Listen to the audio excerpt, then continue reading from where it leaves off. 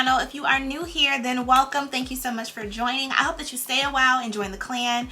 Okay, so first off, I just want to say thank you to everyone who has been supporting me since before I had my surgery. It has been such a great experience being able to record my journey, so I look forward to posting more videos.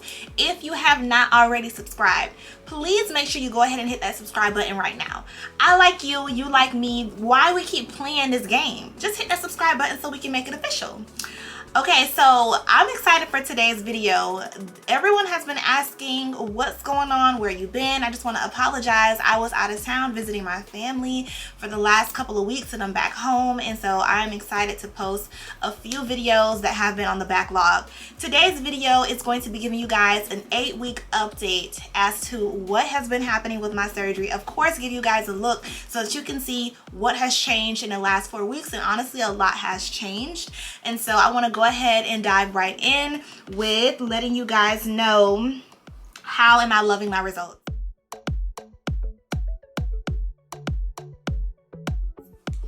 Okay, so I love my results. One thing I noticed was that at first I couldn't really tell what the difference between swelling versus fat, because of course, like when you first have the surgery, it's probably going to depend with the surgeon, but for Dr.Jung, when I first had my surgery, I had a big booty and I was kind of happy because I was like, okay, I know that most of this is swelling and it's gonna go down and it's gonna look more natural, because of course, like I don't want to have paparazzi every time I walk around. Like I want to live a regular life, you know, of course be cute and stuff, but I want to be able to go to Target without having to worry about, you know, like people taking pictures of me, all that stuff. So I love my results. I feel like it looks like me but better, and I think I said this in my 4-week video. Like I am absolutely loving my results. There are some things that if I wanted to be like nitpicky, I will be nitpicking over, and I'll show you guys once I show you my body. But outside of that, I do feel like everything is settling really nicely and it's definitely coming together. I still have a long way to go. You may not see it, but I can definitely see it. I still have a long way to go. My sides still kind of are a little bit hard whenever I get inflamed, whenever I'm swollen, whenever I'm not in my faja, which I wear my faja all the time. But when I don't, if I'm taking pictures or, you know, if I'm wearing something where I can't wear my faja, I definitely do notice a difference. Oops. I definitely do notice a difference in my body. The next thing I want to talk about is if I have any regrets.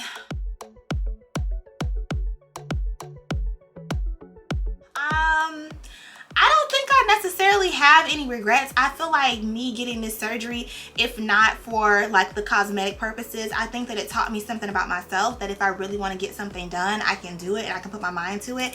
And being able to really push past that fear of like, oh my goodness, I might die, having this surgery and being able to do it, and number one, show me that the Lord is on my side, whether he's on my side when I'm driving down the road or he's on my side, you know, when I'm having surgery, he is on my side. So it definitely gave me a new level of faith, and not allowing fear to control your life always works out better for you, rather than just like not doing something because you're simply afraid. Because if you don't have the surgery because you're afraid, you can easily not do something else because you're afraid, and then you'll find yourself in a very, very, very small box living in your comfort zone. So I'm happy that I have pushed past that. As far as my life and how it's changed since the surgery, I'm still sleeping on my stomach.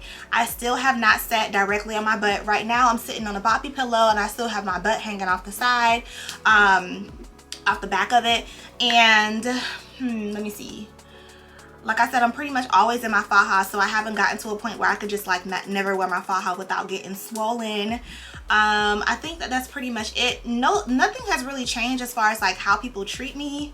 I mean, pretty privilege is a real thing, but I had that before. Not to be like cocky, but I had that before, so I don't feel like much has changed. But I do feel like when I can be out of my faja and get dressed up and go places, that things may change. Like people may, you know, be looking at me. I don't know. We'll see.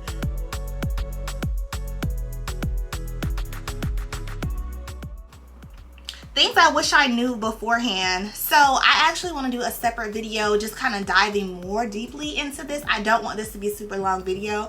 So the things that I wish that I would have known prior to having surgery would probably be like the fact that this really is a journey. Like It's not something where you lay down, you get this surgery, you get up in a couple weeks, you're good to go. Like, it took me a while to feel like myself again. I want to say I started to feel like myself around 6 weeks. And even at that, I still knew I had a long way to go in terms of my results. So one last thing when it comes to things that I wish I had known. So around weeks 5 through 7, my stage 2 faja from Jung started to get way too loose when it came to my abdomen area. I was measuring at that time, I had a 28-inch waist and a 49-inch hips. So that's a drastic difference. That's over a 20-inch difference when it came to my hip to waist ratio, my waist to hip ratio. So it was really difficult for me to compress. Yes, I did use the waist trainer. Yes, I doubled up on the waist trainer, but no, it was not enough. And the reason why it wasn't enough is because I was continuously building fluid in my lower abdomen. And that was also the place where I would get super inflamed whenever I would, eat sodium or, not compressing well enough. I would get inflamed in that area. So I needed to buy my custom faja at 4 weeks, but I didn't. I didn't know better. So I wish that I had known that, because I feel like my results would be a lot different if I had compressed properly from the beginning. So, yeah, that's one of the things that I wish I had known. But nonetheless, it happens. I'm still pretty early in my journey. I do have a custom faja coming from Shape Curvy, and I am going to make a video about that faja. Good, bad, or ugly, I'm going to make it so I can show you guys what it looks like. In the meantime, I did get Dr. Jung's faja altered, so I'll show you guys what that looks like, and then I'll show you what my results are at 8 weeks.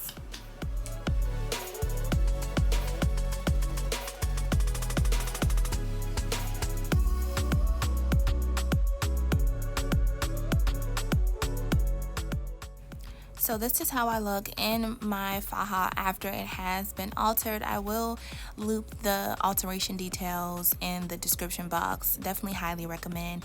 If you can see the area that I am touching right now, that is the area that's inflamed. Once I take off my faja, you'll be able to see it better. That's the problem area that I have right now. It gets inflamed very easily.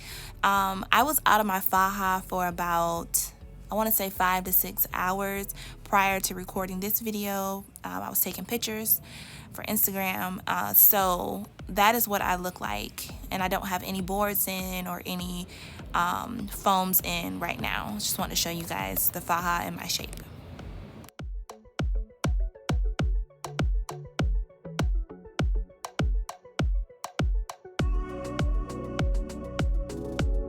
So I actually did have a complication during my journey. I was draining a lot when I was in Houston.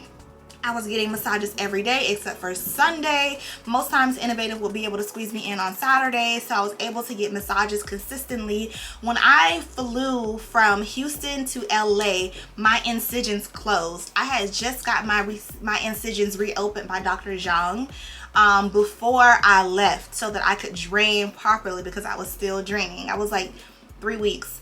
I was still draining. So when I got back here, my incisions were completely closed, and the massage place that I went to, they don't reopen incisions. So I ended up developing what's called a seroma, and it was literally, I developed a seroma like this.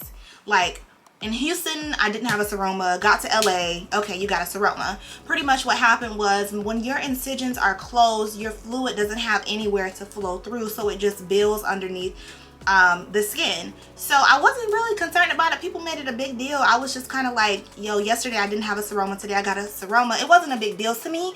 So I was concerned because I knew that the massage place, they wouldn't be able to manually drain the seroma, so I had to find somebody to manually drain the seroma, which I wasn't really trying to do. So I ended up calling a lot of different plastic surgeons' office. It was a headache, and some plastic surgeons would not work on another surgeon's work, so it was very difficult to find somebody. A lot of them were like taxing. They were charging like $300-400. They were charging consultation fees, and for me it was like, it's not that deep.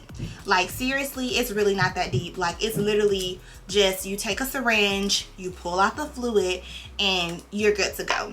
So I'm gonna loop in a picture of how much fluid I had in me. I had so much fluid in me, and I kept building fluid and building fluid. I don't know if it came from the flight. I don't know if it came from just the stress of surgery. I'm not sure, but your girl was juicy. So I ended up getting it drained by a post-op nurse, and you know, it was an experience. You know, I didn't really agree with how she did it, but at the end of the day, the fluid got out and I was able to get rid of the seroma. So if you end up developing a seroma, like, a lot of people put so much, like, oh my God, you have a seroma. But it's like, I mean, I don't want to say it's not a big deal, because it is a big deal, but there are so many other things that are bigger deals. You know, just get it taken care of, you know, find somebody to manually drain it. Try not to do it yourself, and it'll be fine. You'll be okay. Okay, so I think that that's all I want to talk about for this 8-week video. So here are my 8-week results. I am loving my results so far. I don't want to lose any more fat in my hips, because I feel like I definitely have lost some. But it's okay, because as you can see, my hip dips are still filled. I do have some light definition that I'm showing you right now. So I am loving that. I feel like my skin is retracting nicely. I have some swelling in my lower abdomen that you can kind of see from this angle. With a healthy diet and compression, I'm hoping that that goes away. It's only in that right area. Loving the arch in my back and my jiggly booty. Like I said before, it was hard to tell what was swelling and what was fat, but at 8 weeks, if this is what I have after all the swelling and fat has kind of settled, I'm happy. I do love my results. I feel like it looks very natural. It looks like me, and yeah, that's it. I also want to say that what you're seeing in my middle back, that's not my LIPO entryways. I got some scarring on my back when I was compressing, and it just hasn't gone away, but it's not the LIPO entryways. I do want to show you guys where my entryways are. I still have some bruising. I don't know why, but I scar and bruise really easily, so I still have some right there. And some swelling like I told you guys about, but nonetheless, this is it.